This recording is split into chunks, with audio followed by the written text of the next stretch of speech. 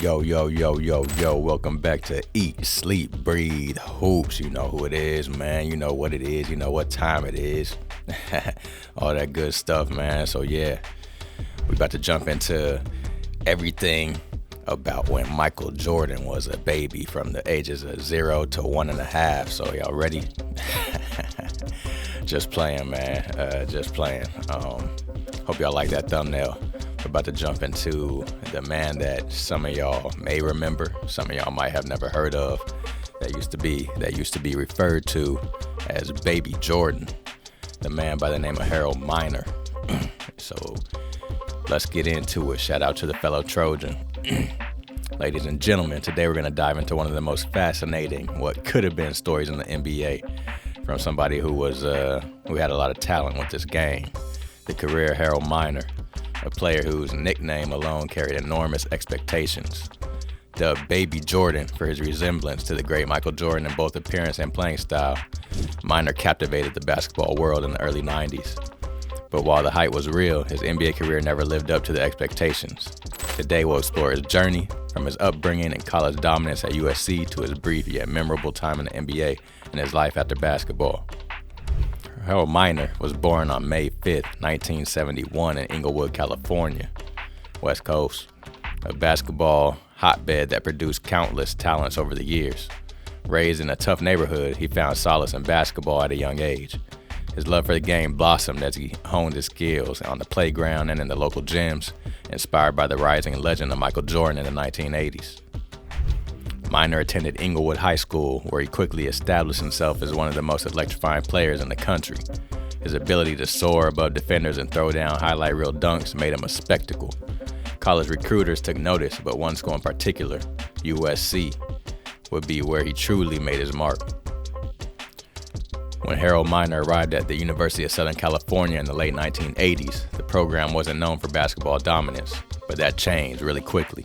From the moment he stepped onto the court, Miner was a scoring machine.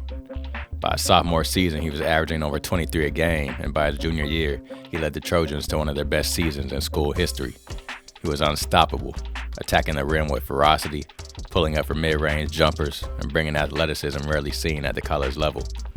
His breakout moment came during the 91-92 season when he averaged 26.3 points a game, won the John R. Wooden Award, and led USC to the NCAA tournament. His high-flying dunks, powerful drives, and scoring prowess made him a must-watch player. He left USC as the all-time leading scorer, a record that stood for years. But what made him even more special was the way he played. The hang time, the body control, the fadeaways, and of course, the breathtaking dunks. It was no wonder he earned the nickname Baby Jordan. With the nickname came massive expectations, as I previously alluded to. By the time the 1992 NBA draft arrived, scouts and analysts believed Miner could be the next great shooting guard, someone who could take the league by storm just like Jordan did a decade earlier. The Miami Heat selected him with the 12th overall pick, and fans were excited. At just 6'5", he had the size, athleticism, and scoring ability to make an immediate impact. His arrival in the NBA was marked with hype. He even won the NBA Slam Dunk contests in 93 and 95, showcasing his incredible leaping ability. But despite the highlights, his actual on-court performance never matched up to the expectations. So why didn't Harold Miner become the next Michael Jordan? There were a few key potential reasons that could have contributed. The lack of versatility and fundamentals. Miner was incredibly athletic and a gifted scorer, but his game lacked polish in other areas. Unlike Jordan, who developed a strong post game, elite footwork, and defensive dominance, Miner's skill set was more one-dimensional. His body couldn't hold up to the grind of the NBA either. Knee problems and nagging injuries robbed him of his explosiveness, which was the key to his game. Without that, he struggled to create offense effectively. Miami's system at the time wasn't built around his strengths either. He wasn't given the freedom to be the primary scoring option, and without a clear role, he struggled to find his place in the rotation. The weight of being called Baby Jordan was overwhelming. Instead of being allowed to develop at his own pace, he was constantly measured against the greatest player of all time. That's a near impossible standard for any younger player. After a few unremarkable seasons in Miami, he was traded to the Cleveland Cavs, but things didn't improve. By '96, at just 25 years old, Harold Miner was out of the NBA. A shocking fall from grace from someone who once seemed destined for stardom. After his NBA career ended, Miner did something few former NBA players do. He completely disappeared from the public eye. No coaching, no broadcasting, no involvement in the game whatsoever. He stepped away from basketball completely and just focused on his personal life. He invested wisely and managed his money well, another thing that many athletes fail to do. He settled into a quiet life in Las Vegas where he focused on family, raising his kids, and enjoying life outside the spotlight. Over the years, fans have tried to reach out, hoping for a glimpse of the former dunking sensation, but Miner had remained extremely private. In rare interviews, he's expressed gratitude for his time in basketball, but made it clear that he had no regrets about leaving the sport behind. Harold Miner's story is a lesson in the dangers of comparisons. While he was an incredible college player with flashes of brilliance in the NBA, he was never meant to be the next Michael Jordan because there was no next Michael Jordan. However, his impact on the game can't be ignored.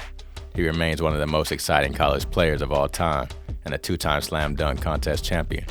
While the NBA career didn't pan out, his highlight reels still live on and his name is forever etched in basketball history. So the next time you hear someone being called the next Jordan, remember Harold Miner's story. Sometimes the burden of expectation is just too much for some of these cats out there, even for the most talented players. And with that said, just salute to Harold Miner for just being great at the game, especially on the college level.